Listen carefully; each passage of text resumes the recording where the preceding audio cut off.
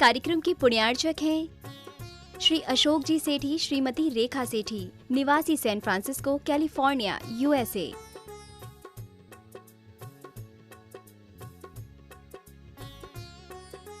पुत्र एवं पुत्रवधू श्री हिमांशु, श्रीमती अलका सेठी, San Francisco, California, USA. पुत्र एवं पुत्रवधू श्री सुधांशु, श्रीमती रिंकी सेठी, सैन फ्रांसिस्को, कैलिफोर्निया, यूएसए। पौत्र पौत्री रिया सेठी, श्रेया सेठी, सैन फ्रांसिस्को, कैलिफोर्निया, यूएसए। आदरणीय पिताजी एवं माताजी स्वर्गीय श्री आत्मा प्रकाश जी एवं स्वर्गीय श्रीमती मानकवर जी सेठी, निवासी अजमेर की पुण्य स्मृति में। आदरणीय ससुर जी एवं सास जी स्वर्गीय श्री कल्याणमल जी गोधा एवं स्वर्गीय श्रीमती माणकबाई जी गोधा, निवासी इंदौर की पुण्य स्मृति में। साड़ू व सलेज स्वर्गीय श्री चांदमल जी पाटनी, स्वर्गीय श्रीमती कमला देवी पाटनी, निवासी इंदौर, मध्य प्रदेश। साले साहब व सलहेज स्वर्गीय श्री राजेंद्र जी गोधा, श्रीमती सुभद्रा गोधा, निवासी इंदौर, मध्य प्रदेश। साले साहब व सलहेज श्री नरेंद्र गोधा, श्रीमती आशा गोधा, निवासी इंदौर, मध्य प्रदेश। भाई एवं भाभी श्री अजय सेठी, श्रीमती मीना सेठी, निवासी जयपुर, राजस्थान। भाई एवं भाभी श्री अरविंद सेठी, श्रीमती कुसुम सेठी, निवासी मुंबई, महाराष्ट्र। भाई एवं भाभी श्री आलोक सेठी, श्रीमती अलका सेठी, निवासी सीकर, राजस्थान। समस्त सेठी परिवार, सैन फ्रांसिस्को, कैलिफोर्निया, यूएसए।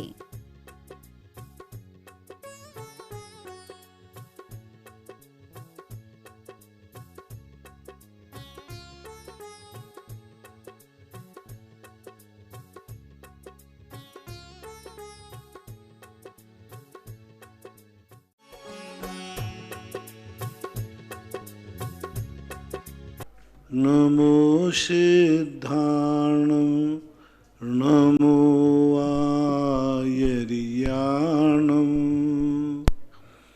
नमो वज्रायाणं नमो लोये सवसाहूर्णं।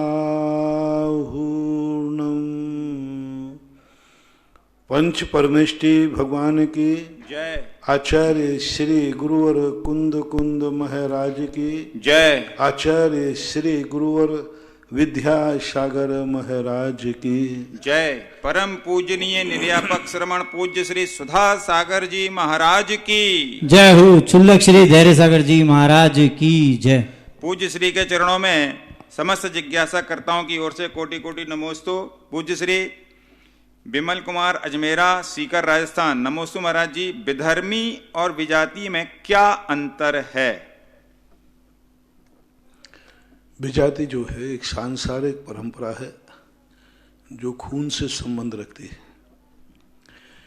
विधर्मी एक धार्मिक परंपरा है जो देव शास्त्र गुरु से संबंध रखती है। देव शास्त्र और गुरु जिनके एक होते हैं वे साधर्मी कहलाते हैं, और देव शास्त्र गुरु जिनके भिन्न होते हैं वे विधर्मी कहलाते हैं। भिन्न का अर्थ स्वरूप भिन्नता, नाम से भिन्नता नहीं है कि महावीर स्वामी को मानने वाला साधर्मी है, पारसनाथ को मानने वाला विधर्मी है। एक सामान स्वरूप वाचक अरहंत देव जो 18 दोषों से रहित हैं उनको जो मानता है, निर्ग्रंथ गुरु जो दिगंबर मुद्रा दिगंबर चर्या पालन करने वाले, वो जिनवाणी जो चारों अनुयोग हैं उनको, जो इन तीनों को एक साथ जो मानता है, देव को भी मानता है, गुरु को भी मानता है, शास्त्र को मानता है, वो सब साधर्मी में आएंगे। एक एक को मानता है तो भी विधर्मी कहलाएगा। कोई मान लो अरहंत अकेले को मानता है, गुरु को शास्त्र को नहीं मानता, तो उसका मानना व्यर्थ है, क्योंकि गुरु बिना अरहंत बनते नहीं। कई लोग ऐसे हैं जो शास्त्र को अकेले मानते हैं, गुरु को भगवान को नहीं मानते, वे भी सब विधर्मी में आएंगे। विधर्मी की एक संक्षिप्त परिभाषा बनाओ, देव शास्त्र गुरु जिनके एक हैं वे साधर्मी हैं, और विजाति हमने बता ही दिया जिसका संबंध है जातिगत। एक जाति विशेष जो आज स्थापित हुई हैं ये संस्कारों को लेकर हुई हैं, संस्कृति को लेकर हुई हैं, और बाद में जाकर के ये ब्लड से संबंध रखने लगे, ऐसा मानना चाहिए। ऋषभ जैन, अंकुर कॉलोनी, सागर, नमोस्तु गुरुवर। जिस तरह वर्तमान में तीर्थंकरों के मोक्ष कल्याणक के दिन लाड़ू चढ़ाने की परंपरा है। क्या उसी तरह प्रत्येक अवसर्पणी उत्सर्पणी काल के तीर्थंकरों के निर्वाण कल्याणक पर लाड़ू चढ़ाने की परंपरा है? साथ ही इसी तरह उपरोक्त दोनों कालों में दीपावली मनाने की क्या परंपरा है? पहली बात तो है चढ़ाने की परंपरा। तुमने तो इतनी लंबी बात पूछ ली कि शायद गणधर परमेष्ठी और राजा सैनक ने भी नहीं पूछी होगी। अरे भाई, तुम अभी वर्तमान काल के समझो, तुमने तो भविष्य की भी पूछ ली, अतीत की भी पूछ ली। अब इतना सब वर्णन तो शास्त्र में आया नहीं। बस इतना है कि मोक्ष कल्याणक पर लाड़ू और दिवाली मनाई जाती है। अभी कार्तिक वदी अमावस्या को, महावीर स्वामी के पहले तो ये कार्तिक वदी अमावस्या पर दिवाली नहीं थी, पारसनाथ की दिवाली मनाई जाती थी। पारसनाथ भगवान को मोक्ष कब हुआ? श्रावण सुदी सप्तमी, श्रावण शुक्ला सप्तमी को दिवाली मनाते। महावीर स्वामी के पहले सब दिवाली मनाते थे, अपने अपने शासन काल के तीर्थंकरों की दिवाली मनाए थे, यूं मान के चलो। तो महावीर स्वामी के पहले पारसनाथ का शासन काल था, तो लोग पारसनाथ की दिवाली मनाते होंगे, उन्हीं का निर्माण करना, उन्हीं वो। और जब जाकर के पारसनाथ जब नहीं हुए थे, नमीनाथ भगवान के मनाते होंगे। नमीनाथ भगवान का शासन चलता होता है, नेमिनाथ। तो इस प्रकार के जिस शासन काल में जो रहते हैं उनकी खुशी का इजहार करते हैं। एक परंपरा रही है, हमेशा से परंपरा रही। वर्तमान शासन नायक जो जिस शासन नायक में रहता है उसका उत्सव, उसके प्रति बहुमान सम्मान प्रदर्शित करने की परंपरा शास्त्रों में है। क्योंकि जब भगवान महापुराण के अंदर आया, जब भगवान ऋषभ देव को निर्माण हुआ, तो देवाओं ने आकर दीप मालिका का प्रयोग किया। दीप मालिका शब्द का प्रयोग किया कि दीप मालिका का द्वारा उसको जगमगाहट किया। अजितनाथ का उस समय थे ही नहीं, ऋषभ देव थे, ऐसा मानना चाहिए। श्रीमती हीरा जैन, अंकुर कॉलोनी सागर से, नमोस्तु गुरुवर। आपने ज्ञान सागर जी की समाधि के दिन बताया था कि जिसका समाधि पूर्वक मनन होता है उसके 7-8 भाव ही शेष रहते हैं, इसके बाद मोक्ष हो जाता है। जिज्ञासा यह है कि यह नियम मुनियों की समाधि पर लागू होता है या फिर व्रती श्रावक भी इस तरह समाधि करता है तो क्या वह भी 7-8 भाव में मोक्ष जा सकता है? दोनों के लिए उपयोग है, देश वृत्ति से लेकर। क्योंकि समाधि असंयमी की नहीं होती, क्योंकि संलेखना वृत्ति के बाद शुरू होती है। 12 व्रत लेने के बाद फिर संलेखना का अधिकारी है। कोई गृहस्थ चाहे कि हम 12 व्रत ना लें और संलेखना समाधि लें तो उसकी संलेखना समाधि मानी ही नहीं जाएगी, अविरति की समाधि नहीं मानी जाएगी। इसलिए संलेखना समाधि देते समय पहले 12 व्रत दिए जाते, कम से कम 12 व्रत हुए बिना समाधि नहीं हो पाएगी। चाहे भले वो अन्न जल का त्याग करे, क्षमा मांग ले, कुछ भी करे, लेकिन वो समाधि वैलिड नहीं मानी जाएगी। भगवती आराधना कार ने श्रावकों की भी समाधियों के उल्लेख किए, यहां तक कि उन्होंने त्रियंचों की समाधियों के भी उल्लेख किए। त्रियंच, श्यार, हाथी, सर्प, सिंह, इन लोगों ने भी समाधि की। ये लोग भी समाधि पूर्वक मरण करके 7-8 भाव निश्चित करते हैं, 7-8 भाव, और निश्चित करके 7-8 भाव में मोक्ष जाते हैं। शास्त्रों में जितने समाधि वाले मिले प्राय ऐसा मिला। एक प्रसंग ऐसा मिला, इंगिनी मरण प्रायोग गमन मरण करने वाले ने निदान बंद किया।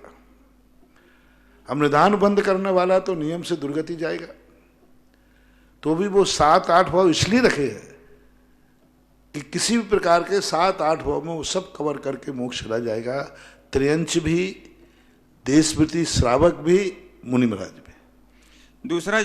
दूसरी जिज्ञासा यह है महाराज जी, जो श्रावक मुनियों की समाधि व अंतिम संस्कार देखता है तो क्या उस श्रावक की भी समाधि हो सकती होती है? भावना को है, अपनी भावना भाई जाती है। सब क्रियाएं अपन यही करते हैं। भगवान का दर्शन करते एक दिन मैं भी भगवान बनूं, गुरु का दर्शन करते एक दिन मैं भी गुरु बनूं, समाधि में शामिल होते इसलिए मेरी भी समाधि हो। ये सब नियामक कारण नहीं है, ये भावनात्मक कारण है, आपकी भावना पर आश्रित है। विजय जैन मुंबई से, मुनिश्री को बारंबार नमोस्तु। महाराज जी, समभाव और सम्यक भाव के क्या अंतर हैं? दोनों में बहुत अंतर है। समभाव में तो व्यक्ति को समता भर रखना पड़ती है, सम्यक भाव में उत्तेजना, समता मुख हो जाती है। जहाँ जहाँ समता है वहाँ वहाँ सम्यकपना तो हो सकता है, लेकिन सम्यकपने में सत्य हो ऐसा कोई समता हो ऐसा कोई नियम नहीं। इसलिए वृत्ति को सम्यक की मुख्यता गौण कर दी गई, समता का है जितना संभव। पूज्यवर कुंद भगवान ने कहा चारित्र की वजह मोह छोह विहीणो चारित्रम खरु धम्मो। प्रवचन संसार में कहा चारित्र किसे कहे? मोह और क्षोभ से रहित जो दशा है वह चारित्र है। और जब अविरति की बात आई तो उन्होंने समता की परिभाषा नहीं बनाई अविरति को। किसी भी शास्त्र में अविरति को समता का स्वभाव नहीं दिया, सम्यक क्या दिया? अविरत शब्द दृष्टि को समता का लक्षण कहीं नहीं दिया। जितने भी शास्त्र कहीं भी नहीं आया, सब जगह आया सम्यक। फिर उस सम्यक में उन्होंने प्रसम भाव को रखा। प्रसम भाव में और समता में भी बहुत अंतर है। प्रसम भाव में व्यक्ति वस्तु को जानता हुआ, देखता हुआ सत्य के पक्ष में अपने आप को प्रशमित कर देता है, लेकिन समता में सत्य और असत्य दोनों में बराबर हो जाता है। तो इस प्रकार का अंतर बनता है। तो इसलिए अविरत सम्यक दृष्टि को, गृहस्थों को सम्यक शब्द पर जोर देना चाहिए। यानी सत्य पक्ष के लिए उन्हें लड़ना पड़े, झगड़ना पड़े, क्रोध करना पड़े तो फिर वो चलेगा। लेकिन जैसी प्रतिमाधारी वृत्ति आवे, सम्यक पर जोर नहीं होना चाहिए, समता पर जोर होना चाहिए। मुनि महाराज को सम्यक नहीं देखना, सत्य क्या है असत्य क्या है, मुनिराज को देखना है, हमें दोनों में समता रखना है। तो ऐसा बात मानना चाहिए। खुशबू जैन नरसिंहपुर निर्यापक मुनि श्री के चरणों में कोटिशः नमोस्तु। पूज्य श्री, आज की युवा पीढ़ी नेट चलाने में पूरा समय खर्च कर देती है। मेरी जिज्ञासा है कि नेट चलाने से कौन सा कर्म का बंद होता है और उसका क्या फल मिलता है? अब नेट के अलग अलग भाव है भाई, ऐसा नहीं, उसमें अच्छी चीजें भी आती हैं। अभिप्राय के ऊपर कोई भी क्रिया है। एक व्यक्ति मंदिर पूछ रहा है कि मंदिर जाने में क्या फायदा है। कोई मंदिर जा रहा है तो उसको क्या लाभ है? तो मैं पूछूंगा पहले, काय के लिए जा रहा है? चोरी करने जा रहा है? झगड़ा करने जा रहा है? आज मैं मंदिर की मीटिंग में जा रहा हूं, बोले उसको निपटाना है, और कह रहा मंदिर जा रहा है। तो भावों को देखा जाता है। नेट कोई भी शक्ति हो, देखना बुरा नहीं है, देखने का नजरिया क्या है, देखने का नजरिया क्या है, ये देखना पड़ेगा। महेंद्र जैन पत्रकार इंदौर से, गुरुवर नमोस्तु। गुरुदेव, महत्वपूर्ण यह नहीं है कि हमारी उम्र क्या है, बल्कि हम सोच किस उम्र की रखते हैं यह मायने रखता है। महाराज जी, विचारों और सोच का व्यक्तित्व पर किस प्रकार और कैसा प्रभाव पड़ता है? देखो, उम्र का लिहाजा नहीं करोगे तो वे विचार प्रमाणिक नहीं माने जाएंगे, और उम्र का ही लिहाजा करोगे तो जब विचार ही नहीं उठेंगे तो प्रमाणिकता क्या आएगी? इसलिए दोनों चाहिए। अनुभव भी हमारे लिए चाहिए। कालेन पच्यते विद्या, वही विद्या जो तुमने प्रारंभ में पढ़ी है, बहुत जान काल के बाद वही विद्या के माध्यम से वही चीज पहले पढ़ी थी, वो अर्थ नहीं आ रहा था, वही वो चीज 10 साल बाद पढ़ी तो रहस्य उद्घाटन हो गया। मढ़िया जी की घटना है। पूज्य आचार्य महाराज ने बहुत पहले एक द्रव्य संग्रह का पद्यानुवाद किया होगा। फिर उन्होंने पद्यानुवाद किया लगभग 10-15 साल बाद, और दोनों पद्यानुवाद हम लोगों को उपलब्ध हुए। अब आचार्य सिंह के दोनों पद्यानुवाद थे।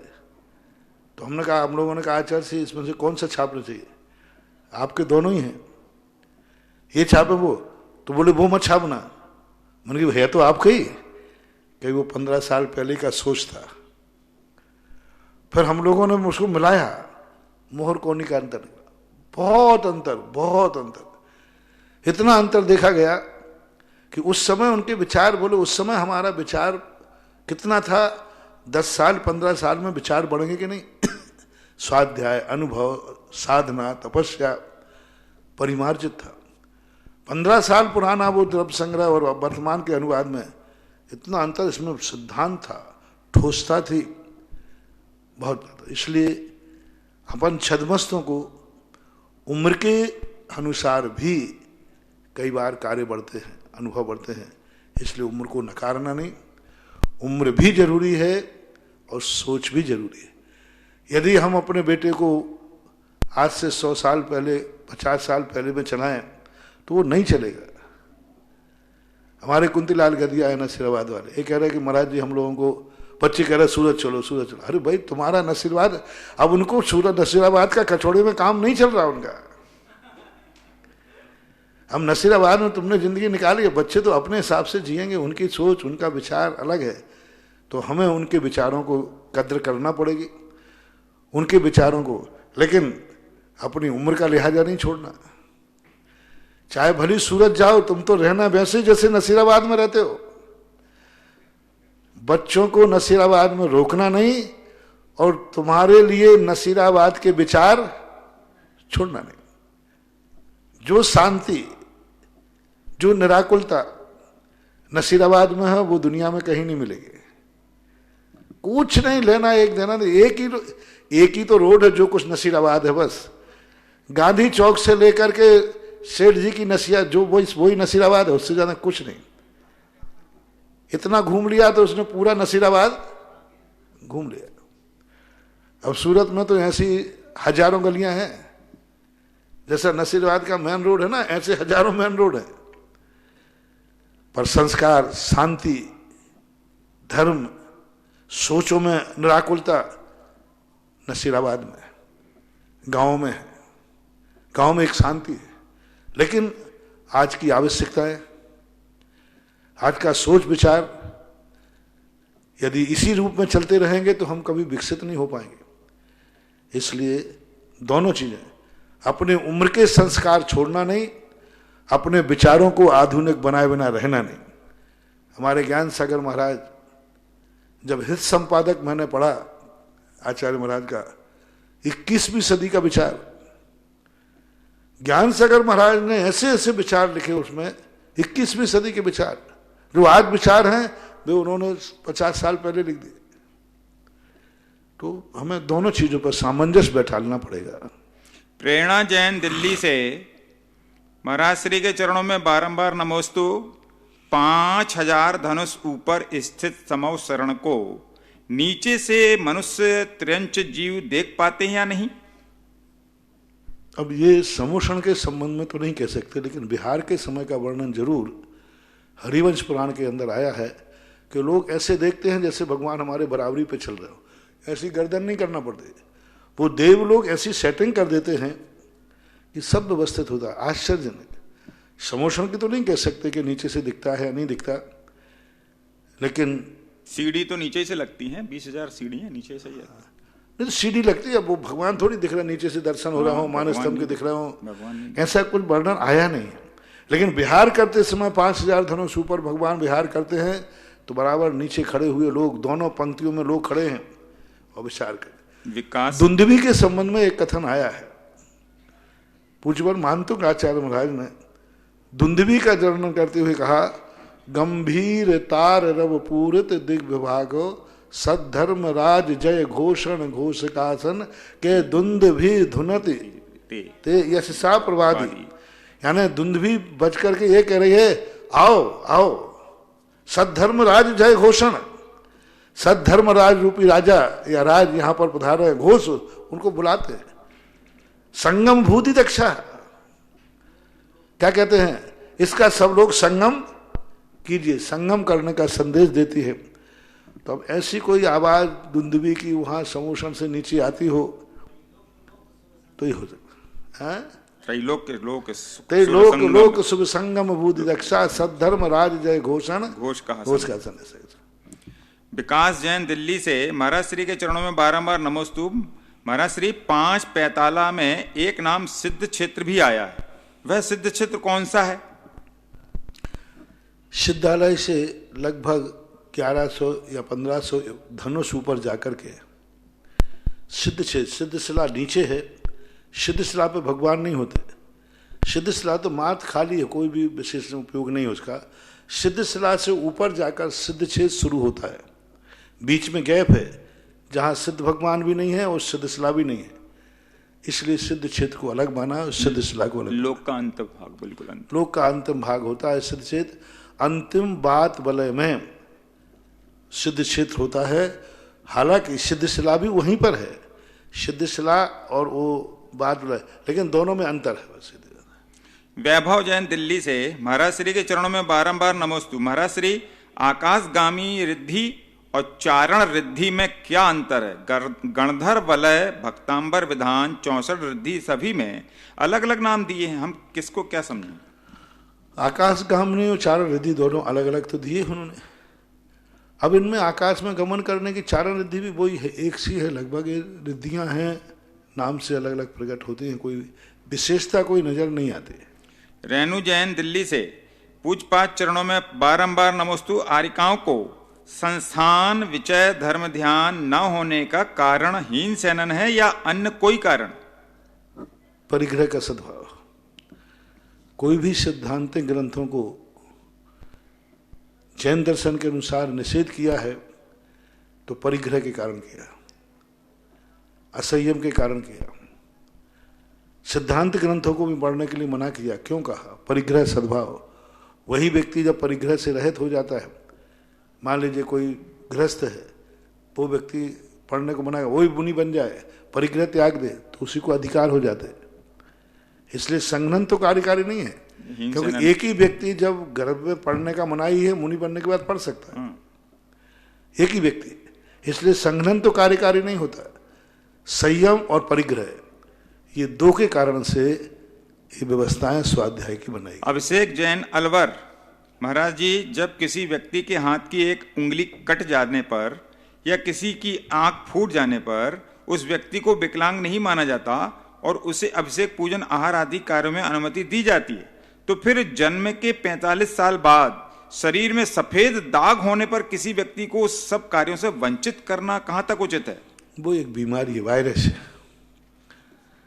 आंख फूटना कोई वायरस नहीं है, उंगली टूट जाना कोई वायरस नहीं है, वो एक बीमारी है, वो घुन है, फफूंद है, वो मनुष्य की फफूंद है। वो जैसे रोटी में फफूंद लग जाती है और फफूंद होकर के वो वस्तु पीली सफेद पड़ना शुरू हो जाती है, पत्ते के अंदर तुषार लग जाता है, पत्ता तुषार के कारण सूखता जाता है। इसी प्रकार ये फफूंद है, ये बीमारी है। कोई ना कोई एक ऐसा जो भी कीड़ा पनता हो उस कारण से होता है, इसलिए दोनों में बहुत अंतर है।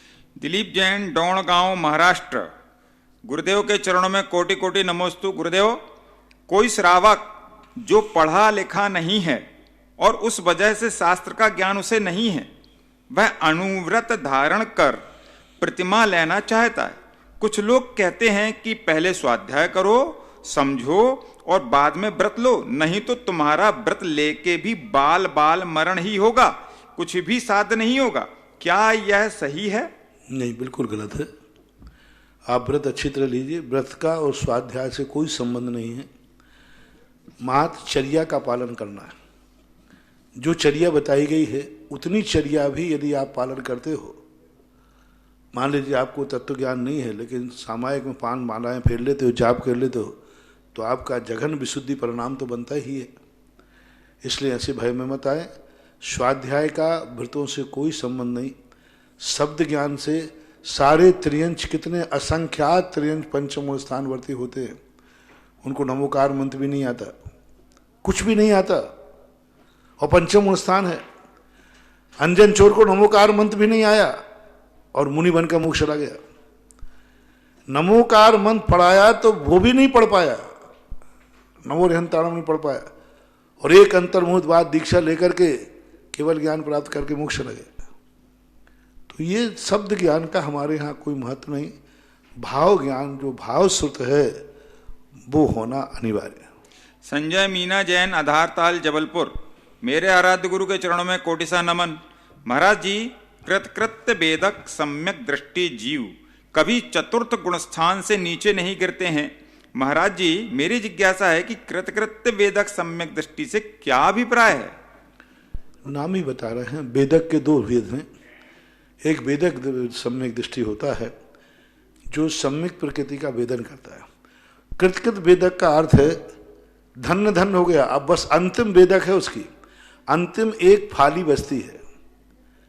जैसे कहते हैं ना, इनका जन्म बस अंतिम है, कृतकृत जन्म है, कृतकृत इनका गर्भ कल्याणक है, कृतकृत दीक्षा अंतिम हो गया, कृतकृत हो गया अंतिम है। तो वो अंतिम फाली जब सम्यक प्रकृति की बचती है, सत्ता उसकी सम्यक मिथ्यात की खत्म कर लेता है, सम्यक प्रकृति का भी बहुभाग खत्म कर लेता है, एक भाग सम्यक प्रकृति का बचता है, उस समय नियम से वह छायक ही प्राप्त करेगा, तो उसे कृतकृत वेदक कह लिया जाता है, ऐसा माना चाहिए। श्रीमान वीरेंद्र सारिका जैन सिरोंज वाले, मेरे गुरुवर के चरणों में सब परिवार नमोस्तु। जिज्ञासा है, महाराज जी आपके द्वारा दान की महिमा बताने पर मेरा बेटा 6 साल की उम्र से अभी तक खुद पॉकेट मनी से हर तीर्थ क्षेत्र पर और मंदिरों में दान देता है, नारेली में भी उसने दिया।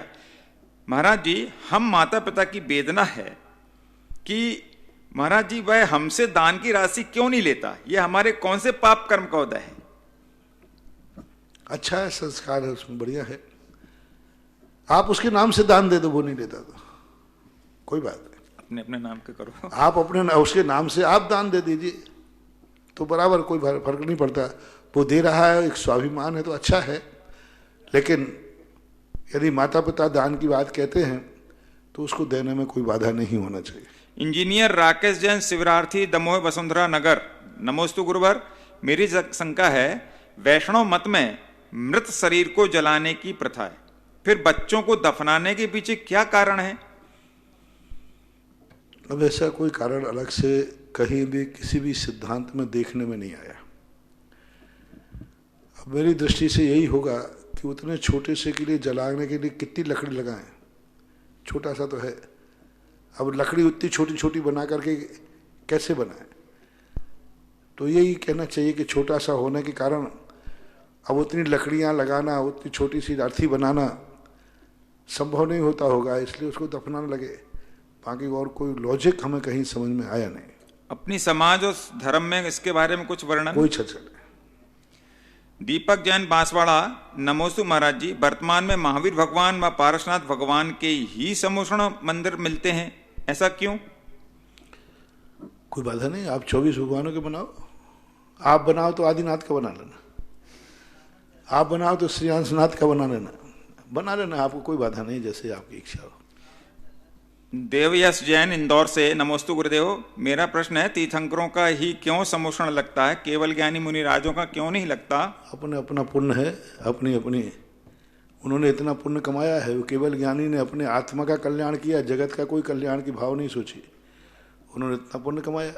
सभी आप संसार में भी देख लीजिए, सभी मनुष्य, सभी श्रावक है, लेकिन एक की हवेली एक की झोपड़ी है।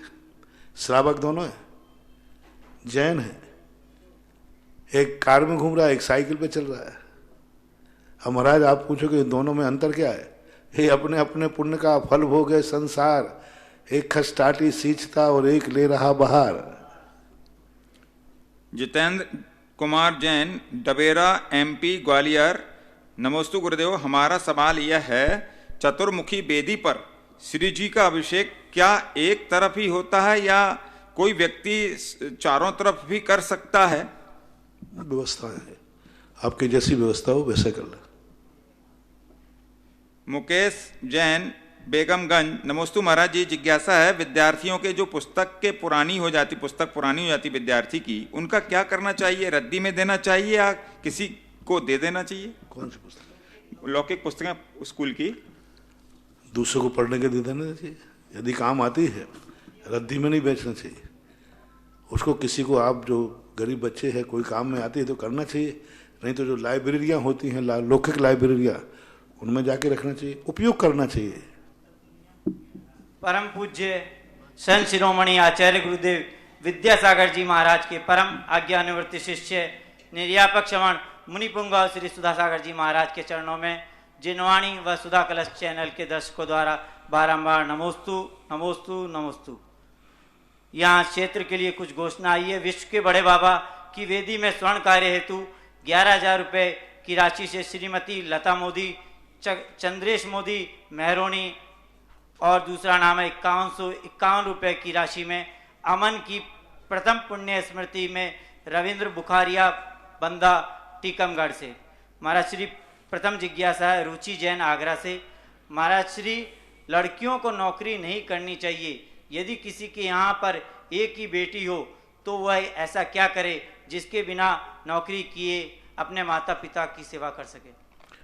पूरा प्रवचन सुनिए। उसमें एक मार्ग होता है और एक अपवाद मार्ग होता है।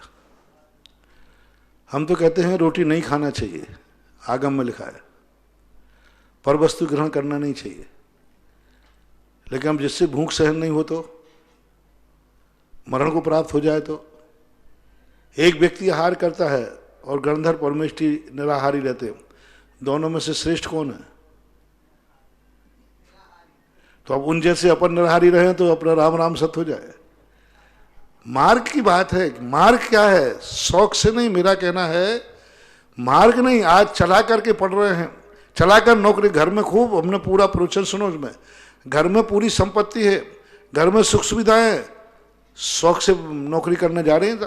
क्योंकि नौकरी करने में 10 लोगों से संपर्क होता है, घूमने मिलता है, एक ऑफिसरगिरी आती है। कारण बताओ, कारण क्या है? आपको महिला को नौकरी क्यों पढ़ना पड़ी? महिला को तलवार क्यों उठाना पड़ी? लक्ष्मीबाई को पुरुष कायर है, पुरुष मर गया, बच्चे की रक्षा करना है। युद्ध में जब नारी गई तो कब गई? क्या कोई नारी युद्ध में जाकर के, वो कैकेयी आदि का प्रसंग अलग है, वो तो उस समय वो थी, चला करके कभी किसी राजा की नारी राजा के रहते हुए कभी युद्ध में गई? नहीं गई। या तो पागल है, विक्षिप्त है, मंदबुद्धि है, या मरण को प्राप्त हो गया तो परिवार की रक्षा करने के लिए। इसी प्रकार नौकरी का निषेध नहीं किया। एक तो नौकरी का शौक, शौक से कर रहे, कोई लेना एक ना देना दो, और एक कर रहा है मजबूरी में, बच्चों को पालना है, परिवार को पालना है, माँ बाप को पालना है। तो मजदूरी में तो, मजबूरी में तो भीख भी मांग सकते हो। बेटा भूखा है तो भीख मांग करके, भीख मांगना भी धर्म है। अब हम ये भी कहते हैं हाँ सबको भीख जरूर मांगना चाहिए। तो महाराज आपने तो मना कर दिया, मेरा बेटा भूखा बैठा है तो अब मैं भीख मांगू कि नहीं मांगू? किसने मना किया? बोले आपने कहा था भीख मांगना स्वाभिमान का खंडित करना। अरे भाई किसको कहा है? जिसके पास है, रखा है, फिर भी वो पर वस्तु पर नीयत खराब कर रहा है। स्वयं के पास है, स्वयं के पास वस्तु है, फिर भी वो दूसरे के ऊपर अपनी नीयत खराब कर रहा है, ये गलत है। जिसके पास नहीं है, स्वयं नहीं चल सकता है, वो पराश्रित हो रहा है। तो एक व्यक्ति के पास स्वयं पैर है, सब कुछ बढ़िया है, फिर भी वो दूसरे का सहारा लेके चल रहा है। और एक विकलांग है, विकलांग लेके सहारा ले रहा है। तो अब विकलांग का सहारा लेना उसकी मजबूरी है। तो अब जो अच्छे पैर वाले हैं वो करने लग जाए भीख मांगना मजबूरी है, क्योंकि इतना पुण्यहीन है कि वो कमा नहीं सकता। लेकिन सारे व्यापार धंधा छोड़ के भीख मांगने लग जाए तो निषिद्ध है। तो शौक से नहीं करो। जब मजबूरी में जब तुम्हारी आ जाए कि हाँ घर का खर्चा नहीं चल रहा है, बच्चों को कैसे पालन किया जाए, तो नौकरी तो क्या, भीख भी मांगना पड़े तो मांग लेना चाहिए। अनिल पहाड़े पैठन महाराज से। नमोस्तु महाराज श्री। किसी बेटी के पिता का स्वर्गवास हो गया तो मां कन्यादान कर सकती है? कर सकते। नितिन जैन हरिनगर दिल्ली से। महाराज श्री, ऋषि मंडल स्त्रोत को किस संदर्भ में लिखा गया और इससे पढ़ने की क्या विधि होनी चाहिए? हमारे ज्ञान में नहीं, क्योंकि ऋषि मंडल में बहुत सारी बातें हैं, बहुत सारी चीजें हैं, अनेक अनेक प्रकार के ऋषि मंडल चलते हैं। इसलिए पहले ऋषि मंडल को पढ़ना पड़ेगा, देखना पड़ेगा, तब बता सकते हैं। राकेश जैन फरीदाबाद से। नमोस्तु महाराज श्री। निगोदिया जीवों को ज्यादा कष्ट उठाना पड़ता है कि नारकी जीवों को? निगोदिया जीव ज्यादा कष्ट में। कष्ट 2 प्रकार के होते हैं, एक शारीरिक कष्ट और एक आत्मिक और मानसिक। नरक गति में रहने वाला जीव त्रस है, पुण्य प्रकृति है उसकी। संगी पंचेंद्रिय है, पुण्य प्रकृति है। निगोदिया की पुण्य प्रकृति नहीं, वो स्थावर है। वो स्थावर है, पापी है, पाप प्रकृति है, पाप रूप है। त्रस पुण्य प्रकृति है। वो असंगी है, इसके पास संगीपना है। वो एक इंद्रिय है, ये पंचेंद्रिय है। उसको सम्यक दर्शन नहीं हो सकता, इसको सम्यक दर्शन होता है। उसको अवध ज्ञान नहीं होता, इसको अवध ज्ञान हो सकता है। वो हे उपाधि का ज्ञान नहीं करता, ये हे उपाधि का ज्ञान करता है। तो निकृष्टतम निकृष्ट जो है निगोधिया माना जाएगा। अब रही बात शारीरिक कष्टों की, तो एक व्यक्ति होश में है और उसके पैर में जल रहा है, और एक व्यक्ति बेहोशी में जल रहा है। बेहोश वाला चिल्ला रहा है बहुत जोर से और बेहोशी वाला शांत है। तो बताओ दोनों में से शांति का अंतरंग शांति किसको अच्छा कहा जाए? एक व्यक्ति बेहोश है, कामा में है, उसका पैर जल रहा है, पड़ा कुछ भी हरकत नहीं कर रहा है, और एक व्यक्ति दूसरा है थोड़ा सा जलते चिल्ला रहा है। अब इन दोनों में से कष्ट किसको ज्यादा है?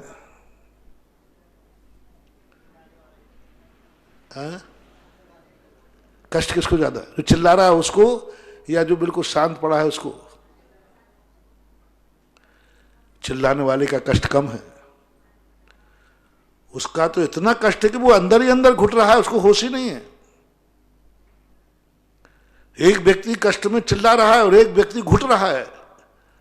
घुटने वाले को ज्यादा नुकसान है। घुटने वाला मुंदी चोट के समान है और चिल्लाने वाला का खून निकल गया, बात खत्म हो गई। चिल्ला रहा, अरे इतना खून निकल गया, लेकिन जिसका खून नहीं निकला वो तो जाएगा। कोई गिर जाते ना, सिर में चोट लग जाती है, तो कहते नाक से मुंह से खून आ जाए तो, और खून नहीं आया तो खतरा है। तो निगोदिया जीव ऐसे ही हैं जिनको खून नहीं आया, बेहोशी में जल रहे हैं वो, इसलिए उनके लिए स्थिति बड़ी विचित्र होती है। नारकी जीव चिल्ला रहा है क्योंकि होश में है तो चिल्ला रहा है। चिल्लाने की अपेक्षा लग रहा है कि इसको दुख ज्यादा है, लेकिन वास्तविकता यह है जो कामा में इसका पैर जल रहा है वो ज्यादा दुखी है, मात व्यक्त नहीं कर पा रहा। महाराज श्री नमोस्तु। गुरुदेव, हमारे श्रावक श्रेष्ठी दानवीर आपके अनन्य भक्त श्रीमान श्रीपाल जी कटारिया का 19 नवंबर को स्वर्गवास हो गया। उस दिन उनकी शादी की सालगिरह भी थी। ऐसे परम भक्त का क्या नियोग रहा कि शादी की सालगिरह थी उस दिन चले जाना। अच्छे कार्य करता थे अपने आप में, उन्होंने अपनी सामाजिक सेवाएं अपने आप में, लोग उनको अच्छे नाम से जानते थे, साधु भक्त थे। आकस्मिक उनकी इस प्रकार की स्थिति, ये कोरोना तो पता नहीं कितने कितने लोगों को किस प्रकार से ले जा रहा है, बड़ी विचित्रता है। 2 दिन पहले ही तो उनके चर्चा हुई थी जब वो अस्पताल जा रहे थे। 15 तारीख को शायद ज़्यादा तबीयत खराब हुई, पहले से भी शुरू हो गया था। अब स्थितियां हैं, इसके संबंध में नियोग हैं, और शादी के दिन ही मरण होना कोई अशुभ का संकेत नहीं है। कोई नहीं, कोई भी संबंध है, कोई ना कोई दिन तो टूटता ही है, होता ही है। अब इसके लिए एक सामान है, आशीर्वाद जहाँ भी हों, जैसे भी हों, उनकी आत्मा को शांति हो, यही आशीर्वाद। अगली जिज्ञासा ऑडियो के माध्यम से। ललितपुर से शीलचंद जैन अनोरा परिवार का सारे देश की सुख शांति की भावना भाने वाले निरापर मुनि पुंगा श्री सुधासागर महाराज को त्रिवार नमोस्तु। हे गुरुवर, हम 2002 से तपोधरती छेद बिजलिया के दर्शन करते आ रहे हैं, लेकिन जब 18 तारीख को अभी हम लोग अंदर नहीं जा सकते थे, तो हम लोग शाम को जिज्ञासा के बाद तब गगन बिहारी के पास पहुंचे और वहाँ 2 घंटा रहे। तो इतना आनंद आया कि भोर हो गया, और तब जब समय में बैठे तो तरह तरह के भगवान के दर्शन हुए, कभी समोषण में, तो कभी गगन बिहारी बिहार करते हुए, तो कभी मुनि अवस्था में। हे भगवान, मेरी जिज्ञासा है कि ये जो तपोधर छीत में गगन बिहारी विराजमान हैं, ये कौन सी अवस्था में हैं? अगर मुनि अवस्था में होते तो कमंडल पीछे होना चाहिए, और अगर मोक्ष कल्याणक के बाद होते तो सिलसिला पर होते, फिर बिहार नहीं होते। अगर केवल ज्ञान के बाद समोषण विराजमान है तो फिर 5वां कल्याणक कैसे हो गया? हे गुरुवर, और इनका जो है गगन बिहारी नाम कैसे पड़ा? हे गुरुवर, अभी यहाँ पहले भी सलाहें थी और बाद में भी सलाहें रहेंगी, लेकिन असर अब क्यों ज़्यादा हो गया? पहले इसका असर क्यों नहीं होता था? हे गुरुवर, शंका का समाधान करें। इस क्षेत्र में रेवा नदी बीच में है। नदी के इस तरफ पंचम काल का क्षेत्र है, नदी के उस तरफ चौथे काल का क्षेत्र है। ये पंचम काल है। मैंने कई बार कहा, वो सम्मेद शिखर जैसा पूज्य है और ये मधुवन जैसा है नीचे। यहां बैठते हो तो पंचम काल की अनुभूति होती है, और वहां जब बैठते हैं तो विधेय क्षेत्र की अनुभूति होती है, क्योंकि वो साक्षात चतुर्थ काल में जो पारसनाथ भगवान ने उस स्थान को बनाया था, और वही सारी की सारी कल्पनाएं साकार रूप हैं। जिस दिन भगवान का गगन विहारी का विराजमान हुए तब अपने आप में एक अलौकिक आनंद की अनुभूति हुई। और ये वर्षों पहले मैं जब 2000 में यहाँ आया था पहली बार, उस समय उस चट्टान पर बैठ कर के सारी कल्पनाएं, सारे दृश्य तुम आज देख रहे हो, मैं उस दिन देख चुका था। मैंने कहा ना कि मैं ध्यान में कई बार मैं अपना खुद का समूषण वहां लगा चुका हूं, पिंडस्थ और पदस्थ ध्यान में। क्योंकि सुखचंद्र आचार्य महाराज ने कहा, जो भगवान का स्वरूप है उस स्वरूप में स्वयं अपने आप में ध्यान करो। तो ऐसी स्थिति में वहां बरगणाएं हैं ही, वो है सो ये है, यह है सो वो नहीं है। वह क्षेत्र है रेवा नदी के किनारे वाला, सो ये सब क्षेत्र है। यदि वो नहीं होता तो एक सामान्य क्षेत्र होता, एक ठीक है, सभी क्षेत्र बनते हैं। चांदखेड़ी है, सांगानेर है, ये सब सामान्य क्षेत्र हैं। लेकिन वो क्षेत्र एक प्रमाणिक प्राग इतिहास, कोई भी क्षेत्र जब भगवान की किसी घटना से जुड़ जाता है तो वह क्षेत्र अपने आप में वैसे ही महान हो जाता है। दो क्षेत्र होते हैं, एक भक्त बनाता है अपनी भक्ति से, और एक भगवान बनाते हैं अपनी साधना से। भक्तों के क्षेत्र तो सभी अपन देखते ही हैं, मंदिर है, सब क्षेत्र है। लेकिन बिरले क्षेत्र होते हैं जो भगवान बनाते हैं, भगवान की साधना से बनता है, उनके जीवन चरित्र से बनता है। राजस्थान में जितने भी तीर्थ क्षेत्र हैं सब भक्तों के बनाए हुए हैं, भक्तों ने अपनी भक्ति से बनाए। मात एक तपोदय से बिजोलिया है, जिसे भक्तों ने नहीं भगवान ने बनाया। पारसनाथ भगवान की चरित्र, जीवन साधना, उनकी तपस्या, उनकी कैवल्य की प्राप्ति, उस कारण से ये भूमि पावन है। तो जो क्षेत्र को भगवान बनाएंगे उस क्षेत्र में तो एनर्जी होगी ही होगी। जो क्षेत्र भगवान की साधना और तपस्या से बनेगा तो वहां तो 2-2 घंटे क्या, कितना ही समय लग जाए। आज 500वां दिन पूरा हो गया मुझे यहाँ रहते हुए, लेकिन मुझे अभी तक नहीं लगा कि मुझे 500 दिन, तुमने याद दिलाया सो याद हो गया। मुझे तो पता ही नहीं, मुझे तो महसूस भी नहीं हुआ इस क्षेत्र पर कि मैं लॉकडाउन में हूं। क्योंकि जब सुख के दिन, ध्यान तपस्या के दिन साधु के निकलते हैं तो पूर्व कोटि की उम्र भी पता नहीं चलती। ये तो 500 दिन है, पूर्व कोटि की करोड़ों सालों की उम्र पता नहीं चलती। ये क्षेत्र वही है। गगन विहारी शब्द जो है शास्त्रों में आया है। जब भगवान विहार करते तो उनको गहन विहारी कहते हैं। इसकी प्रतिलिपि रूप में अजमेर में सेठ जी की नसिया में जो ऊपर अयोध्या बनी हुई है, वहां पर ऐसा ही गगन विहारी रूप दिया गया है। उस समय के बने हुए जैसा अभी अपन ने पाषाण पर बनाए, ऐसे स्वर्णमयी 225 कमल है, और भगवान की मूर्ति भी ऐसे ही डग भरते हुए है, ऐसे जैसे दिल से ऐसे की ऐसी है, ऐसे डग भर दे। तो वहां सबसे पहले गगन विहारी की स्थिति अजमेर में सोनी जी की नसिया में बनी थी। फिर उसके बाद ये दूसरी, वो कभी कभी झांकी के रूप में खुलती है, ऊपर झांकी के रूप में लगी हुई है, लेकिन ये अपने दर्शनक हो गया, ये अपने आप में पूजनीय हो गया। वो एक प्रदर्शन के लिए है, वो एक दिखाने के लिए है। और ये अरहंत भगवान की मूर्ति है। ये अरहंत भगवान का जैसे अपने मंदिरों के भगवान की प्रतिष्ठा होती है, ऐसे ही इनकी होती है।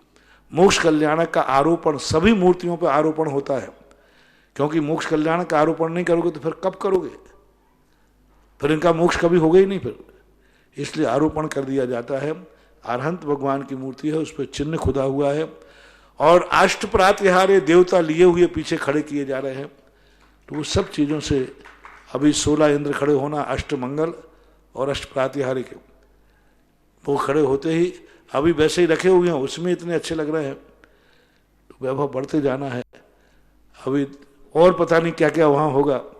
कहीं अब जो होने वाला है उसमें कहीं 100 धर्मेंद्र भी धोखे में नहीं पड़ जाए कि पंचम काल में भरत क्षेत्र में मेरे समान ही किसने एक रचना कर दी है।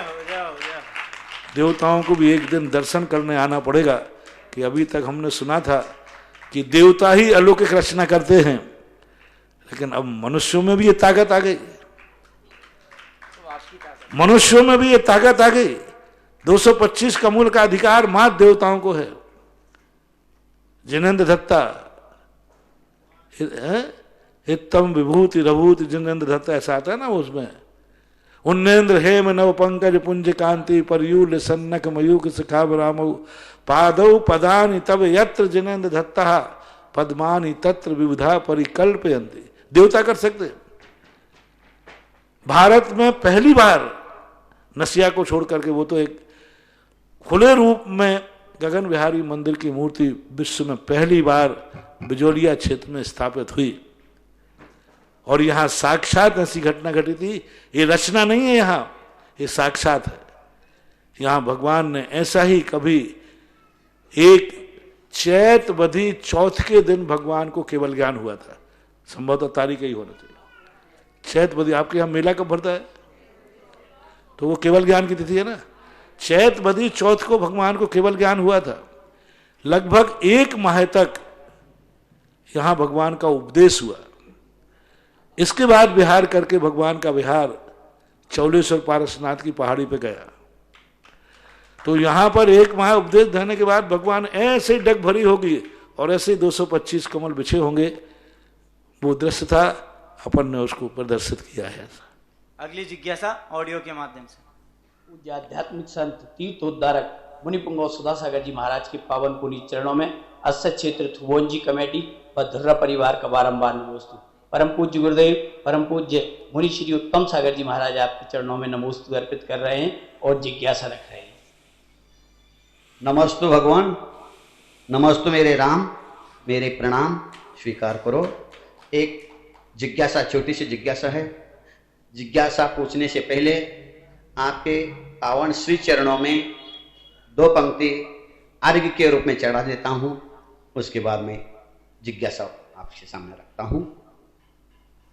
भक्त रहा हनुमानमय, भक्त रहा हनुमानमय पूज्य आप मम राम। अरे भक्त रहा हनुमानमय पूज्य आप मम राम। अरे सीना फाड़ू तो दिखे मुनि पुंग अविराम, मुनि पुंग अविराम। भगवान अभी मरण कंडिका का स्वाध्याय कर रहे थे, उसमें गाथा नंबर 2071 में आया था कि जो समाधि होने के बाद, जिस मुनि महाराज की समाधि होती है, समाधि होने के बाद उसके शरीर को पक्षी आदि जीव यदि चपक्का समाधि के बाद मस्तक, दांत या पर्वत के ऊपर ले गए तो समझ लेना चाहिए वह चपक मुनि कर्म मलों को धो करके मुक्त होकर सिद्ध को प्राप्त हो चुका है। तो केवल ज्ञान हुए बिना मोक्ष कैसे हो गए? आत्मा मोक्ष जाने के बाद शेष शरीर, बचा शरीर जो बच जाता है वो कपूर के समान उड़ता है। तो फिर ये शरीर को कैसे वो बताया कि उस शरीर को ऊपर पहाड़ पर ले गए, ऐसे बोलते हैं। तो क्या मुनि महाराज का मोक्ष होने के बाद भी शरीर बचा रहता है? सामान्य मुनि का शरीर उड़ता नहीं है क्या? इसके संबंध में उड़ता है तो वो शरीर कैसे वो पहाड़ पे ले जाएंगे पक्षी? और नहीं उड़ता है तो क्या केवल ज्ञान होता है? तो समाधि के समय केवल ज्ञान होने के बाद उसको कैसे क्या होता है, व्यवस्था उसकी होती है उस शरीर की? कृपया इसकी जिज्ञासा का समाधान कीजिए। इसमें 2 मान्यताएं हैं, 2 विचार हैं। एक आचार्यों की मान्यता है कि शरीर कपूर के समान नहीं बिखरता है।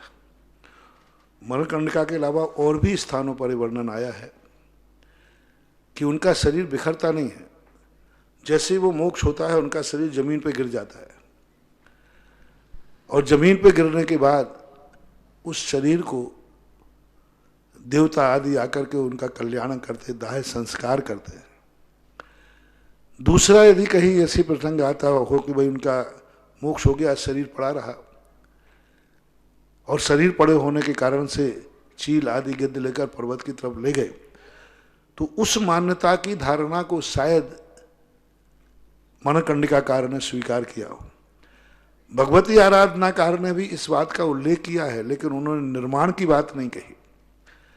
भगवती आराधनाकार ने भी इस बात को कहा कि डेड बॉडी को जंगल में जाकर के शिला पर लटा देते थे, उनके अवयवों को जो मांसाहारी जानवर हैं वो किस दिशा में लेके गए, कौन से अंग को, पैर कहाँ ले गए, सिर कहाँ ले गए, हाथ किस दिशा की तरफ ले गए, इससे ये अंदाज लगाया जाता है कि इनके जाने के बाद संघ पर क्या प्रभाव होगा और वह जीव की क्या गति होती है। तो ये वर्णन तो आया, लेकिन ये जो मोक्ष जाने वाली बात है यह एक मत और एक परंपरा, एक विचार मानना चाहिए। दूसरा विचार एक और है कि जब भगवान को मोक्ष हो जाता है तो देवता उनके शरीर को काल्पनिक बनाते हैं। महापुराण काल्पनिक बनाकर उसकी बिनोली निकालते हैं, जैसे आपकी बैकुंडी निकालते हैं ना महाराजों की, ऐसा बना करके बैकुंडी निकाल के प्रभावना करते हैं, फिर उसको संस्कारित करते हैं। तो संस्कार करने का उल्लेख तो आया है कि केवल ज्ञान के बाद उनके शरीर को संस्कार किया गया अग्निकुंड में। जो प्रभायमान मूल परंपरा है, कुंदकुंद की मूल परंपरा है, मूल आमना है, उसमें तो कपूर के समान बिखरना, जैसे तुलोय परिणतिकार मूल परंपरा के आचार्य माने जाते हैं, तो कुंदकुंद की मूल परंपरा के अनुसार तो नख और केश ही बनते हैं, शरीर जो है कपूर के समान बिखर जाता है। लेकिन बाद में कुछ परंपराएं ऐसी चली हैं जो मूल परंपराओं से हटकर चली हैं, उन परंपराओं में इस प्रकार का वर्णन आया है। मरणकंडिका मूल परंपरा से हट करके ग्रंथ है। कुंदकुंद की मूल परंपरा की रक्षा करने में उतना समर्थ नहीं है, कुंदकुंद की मूल परंपरा का प्रभावमान नहीं है। वो बहुत सारे संघ हुए हैं, पुन्नाट संघ हुआ है, पंच स्तूप संघ हुआ है, जो दिगंबरों के ही संघ थे, लेकिन दिगंबरों से अलग नहीं थे, लेकिन थोड़ी थोड़ी मान्यताओं को लेकर के अपने अलग अलग संघ बना लिए, थोड़ी थोड़ी विचारों को लेकर। दिगंबरत्व में विश्वास रखने वाले, लेकिन कुछ कुछ मान्यताएं अलग अलग हो जाती हैं। जैसे आज अपनी मान्यताएं चलती हैं कि नाना प्रकार के मत अपने समाज में भी हैं। आज सब दिगंबर हैं, 13पंथी दिगंबर है, 20पंथी दिगंबर है, और भी एकांतवादी भी, सब दिगंबर ही हैं, लेकिन फिर भी अपनी अपनी मान्यताओं को लेकर के अपने अलग अलग विचार। तो इसी प्रकार के मरणकंडिका भी एक कुंदकुंद की मूल परंपरा से हटकर ग्रंथ है। उसमें बहुत सारी बातें ऐसी दी हैं जो कुंदकुंद की मूल परंपरा से संबंधित नहीं है, जैसे मृत शरीर के बाद उसका अभिषेक करना, पृष्ठ पर अभिषेक करना, उसको श्रृंगार करना, बहुत सारी चीज़ें दी हैं जो कुंदकुंद की मूल परंपरा से बाह्य मानी जाती। तो ये बस इसमें यही निर्णय करना, कुंदकुंद की मूल परंपरा में तो शरीर का विघटन होना निश्चित है, नक केस बसते हैं, लेकिन बाद के उत्तर परंपराओं में शरीर को स्वीकार किया गया है।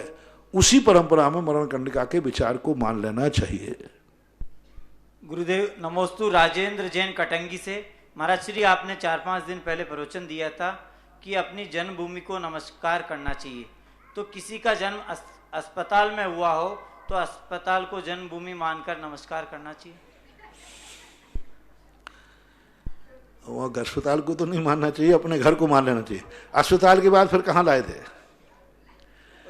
अस्पताल के बाद जब पहली बार जहां लाओ वो ही तुम्हारी जन्मभूमि है।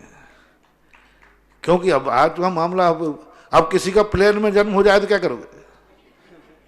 होता है, प्लेन में भी हो जाते, ट्रेन में जन्म हो जाए, कहीं जा रहे हैं अस्पताल जा रहे हैं, कहीं जा रहे हैं, बच्चे का जन्म ट्रेन में भी हो जाता है, बस में भी हो सकता है, आप गाड़ी लेके जा रहे हैं गाड़ी में भी हो सकता है। तो ये सब चीज़ें गौण रहती हैं। जहाँ उसके बाद फिर पहली बार जहाँ लाया जाता है उसको जन्म स्थान औपचारिक रूप से मान लेते हैं। अगली जिज्ञासा ऑडियो के माध्यम से। परसा जिन बांसादेही बेगमगंज जिला रायसेन से मेरे एवं मेरे परिवार के आराध्य गुरुदेव के चरणों में बारंबार नमोस्तु नमोस्तु नमोस्तु। महाराज जी, मेरी जिज्ञासा यह है कि जो ये मान स्तंभ, कीर्ति स्तंभ और ये चरण छत्री निर्यापक श्रमण मुनि पुंगव श्री सुधा सागर जी महाराष्ट्री जी के चरणों में कोटिशा नमोस्तु।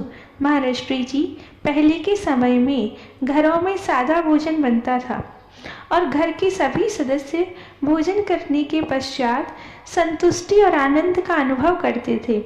परंतु आज के समय में कितना भी अच्छा भोजन क्यों न बना हो, बच्चे और युवा उस भोजन को करके संतुष्टि का अनुभव नहीं कर पाते हैं। क्या इसे हम अंतराय कर्म का उदय समझें? गुरुदेव, ऐसा किस कर्म के कारण से होता है? कृपया जिज्ञासा का समाधान कीजिए। नमोस्तु महाराष्ट्री जी। रसना इंद्री की लोलुपता के कारण ऐसा होता है। एक बच्चे से वो बाहर बाजार में बहुत चाट खाता था और उससे कहा मैंने कि भाई तू बाजार की चाट खाना बंद कर दे, मैं तेरी मम्मी से कह दूंगा तुझे जो चाट खाना है वो सब घर में खाना, जो तुझे बने खाना है वो सब बने घर में, मैं कह दूंगा। उन्होंने कहा महाराज जी फिर भी नहीं खाऊंगा घर में। बोले क्यों? बोले महाराज पूछो मत, आप तो अच्छा रहेगा।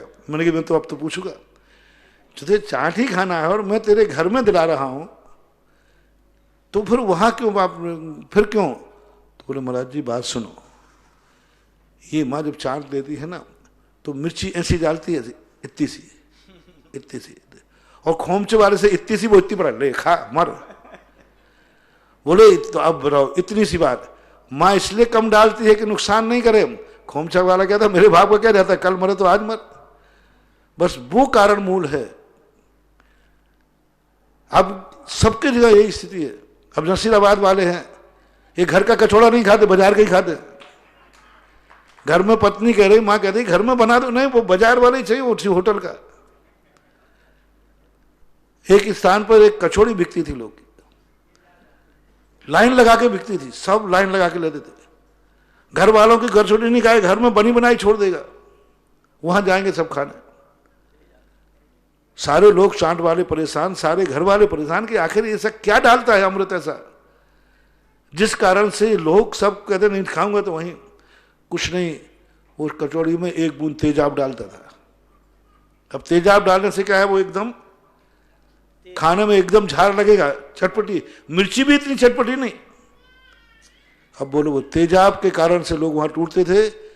धीरे धीरे जो रेगुलर खाने वाले थे, जब उनके पेटों में छाले पड़े, परसों तक जिन्होंने खाई, तब जांच हुई, ये छाला क्यों हुआ, क्या हुआ, पता करते करते वहां तक पहुंचे तो उसने कहा। तो ये मूल कारण है अज्ञानता।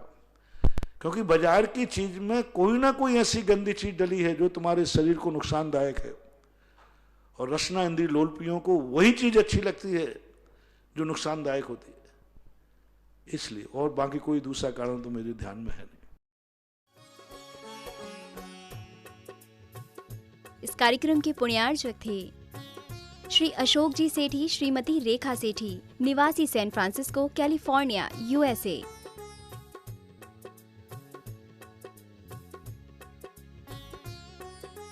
पुत्र एवं पुत्रवधू श्री हिमांशु, श्रीमती अलका सेठी, सैन फ्रांसिस्को, कैलिफोर्निया, यूएसए। पुत्र एवं पुत्रवधू श्री सुधांशु, श्रीमती रिंकी सेठी, सैन फ्रांसिस्को, कैलिफोर्निया, यूएसए। पौत्र पौत्री रिया सेठी, श्रेया सेठी, सैन फ्रांसिस्को, कैलिफोर्निया, यूएसए।